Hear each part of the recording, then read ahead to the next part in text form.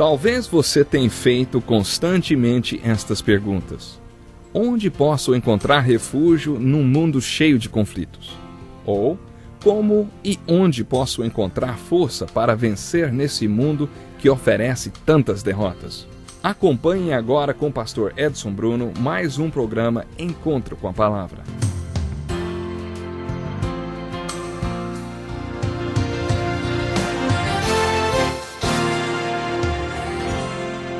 Seja bem-vindo ao nosso Encontro com a Palavra e bem-vindo à continuação do estudo, versículo por versículo, do Evangelho de João.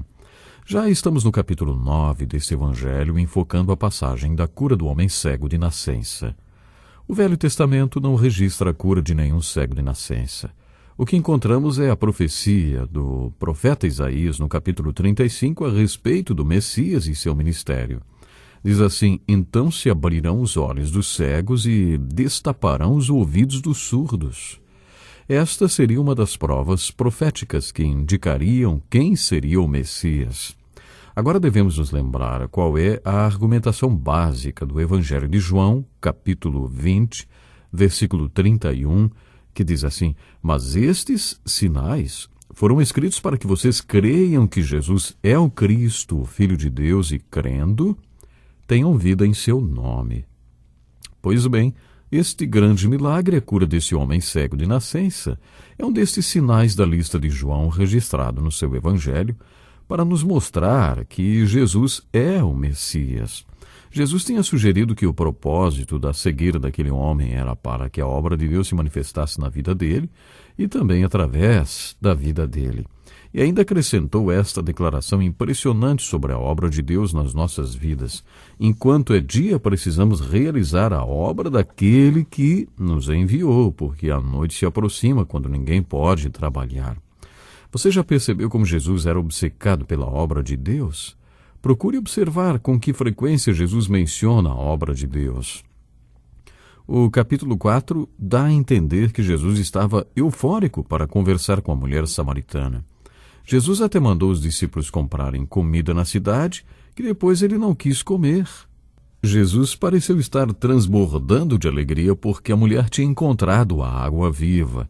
Ele tinha feito a obra de Deus, ajudando aquela mulher a encontrar a água viva.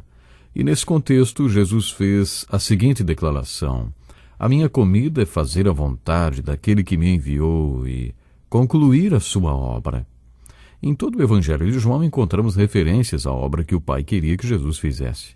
No capítulo 5, Jesus declarou que sua obra era uma prova de que ele era quem alegava ser e que se ajusta a este milagre no capítulo 9, a cura de um cego de nascença. No capítulo 17, versículo 4, lemos sobre a conclusão do ministério de Jesus, quando ele se retirou para orar, e o seu suor se transformou em sangue no jardim do Getsêmani. Ele começou a oração dizendo: eu te glorifico na terra, completando a obra que me deste para fazer. Também quando estava na cruz, as últimas palavras de Jesus foram: está consumado, Pai, nas tuas mãos entrego o meu espírito. Nesta passagem do capítulo 9, Jesus incluiu os discípulos, o que quer dizer que Jesus também incluiu você e eu, quando disse: enquanto é dia, precisamos realizar a obra daquele que me enviou, porque a noite se aproxima quando ninguém pode trabalhar. Noite pode significar a nossa morte física, ou talvez Jesus estivesse se referindo às oportunidades que surgem para fazermos a obra de Deus.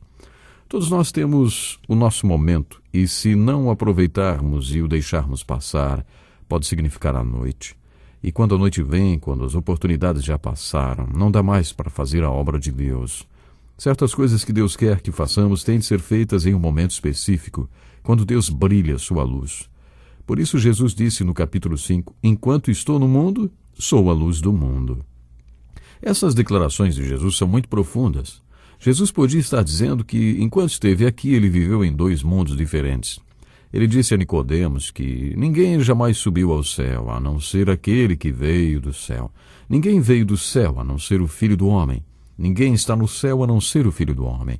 Jesus também disse que o seu reino não era deste mundo. Ele estava constantemente em união com o Pai, fazendo o que agradava ao Pai. Ele era do alto, conforme lemos no capítulo 8. E tudo que Jesus ouviu do Pai nas dimensões celestiais, ele nos fez saber e praticou. Jesus sempre demonstrou viver em dois mundos.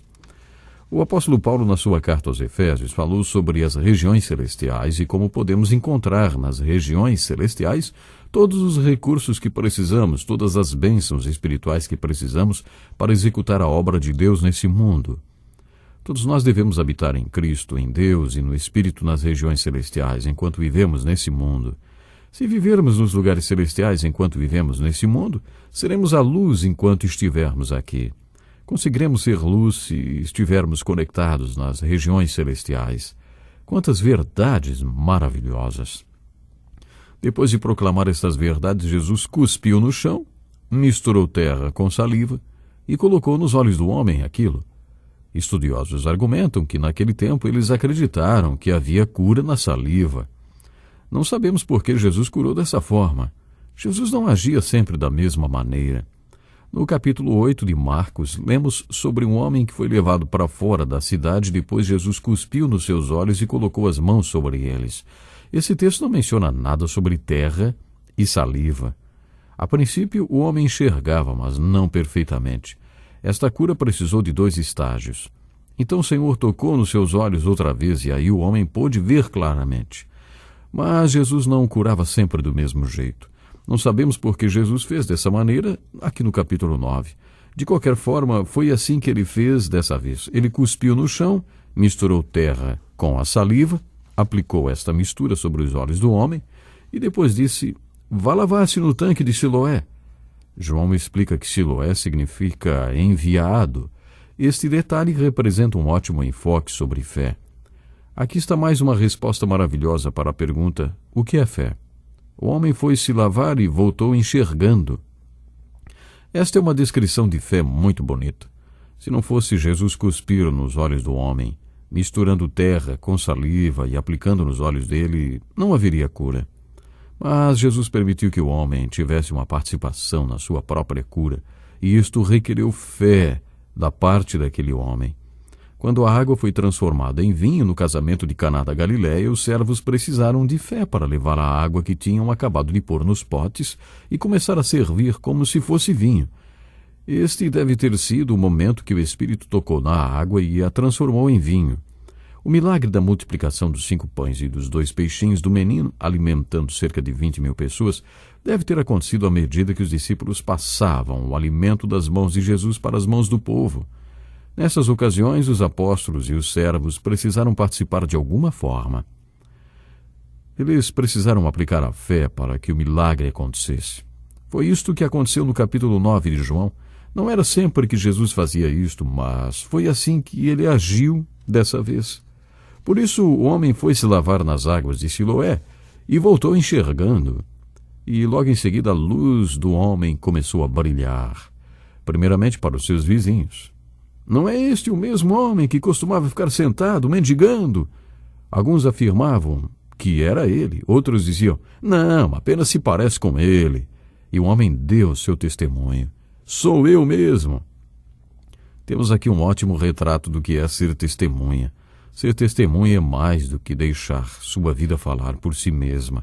Imagine que você participasse de um julgamento como testemunha e na hora do seu depoimento dissesse: vou deixar que minha vida fale por mim. Recuso-me a pronunciar qualquer palavra. Você acha que o juiz toleraria isto? O seu testemunho envolve o que você é e o que você fala. Mas existe aquela hora do seu testemunho pessoal, quando sua luz brilha e você verbaliza o que está acontecendo. As pessoas se sentem atraídas ao ouvir o que temos a dizer por causa do que vem em nós, por causa do que vem acontecer em nossas vidas. Foi assim que aconteceu com Nicodemos, que se sentiu bem em ir conversar com Jesus. Sentiu vontade, despertou vontade nele de ir falar com Jesus. Isso aconteceu depois que ele observou Jesus. Quando os vizinhos daquele ex-cego viram o milagre que tinha acontecido, ficaram interessados em saber mais sobre como ocorrera aquela mudança e por isso lhe perguntaram: como foram abertos os seus olhos? No versículo 11 lemos a resposta do homem. Ele disse: o homem chamado Jesus misturou terra com saliva, colocou nos meus olhos e me disse que fosse lavar-me em Siloé. Fui, lavei-me e agora vejo. E quando eles perguntaram: onde está esse homem? Ele respondeu: não sei. Tinha muito mais coisa que este homem não sabia, mas de uma coisa ele sabia. Ele falou: eu era cego e agora estou vendo. Ele não sabia como tinha acontecido. Ele era cego, tinha nascido cego. Mas um homem chamado Jesus fez uma mistura de terra e saliva e aplicou nos seus olhos e depois o mandou lavá-lo. Ele foi, lavou-os e passou a ver. E isto ele sabia muito bem. Por isso ele falou com tanta força: de uma coisa eu sei, eu era cego e agora estou vendo. Mais uma vez encontramos um enfoque sobre o que é fé. O praticar leva ao conhecer. Ver não é crer. Crer leva ao ver. Isto foi ilustrado com a experiência deste homem. Agora que iniciamos o estudo do capítulo 9, não se esqueça das 3 perguntas que temos usado em nosso estudo. Quem é Jesus? A revelação progressiva que este homem teve lhe mostrou quem é Jesus. O que é fé? Vemos o que é fé no parágrafo de abertura desse capítulo. O que é vida? Vida é como ter nascido cego, ficado cego por toda a vida e de repente começar a enxergar. É isso que é vida no capítulo 9 do Evangelho de João. Sabe, é incrível como a gente pode perceber e sentir o poder do Senhor Jesus. Onde ele passava, alguma coisa incrível acontecia. Onde o Senhor Jesus passava, algo de tão bom acontecia. Como foi o caso desse homem cego que passou a enxergar. Os capítulos 5, 6, 7 e 8 de João começam com um acontecimento que se torna a ilustração para um discurso, sermão ou discussão de Jesus carregados de ensinos profundos.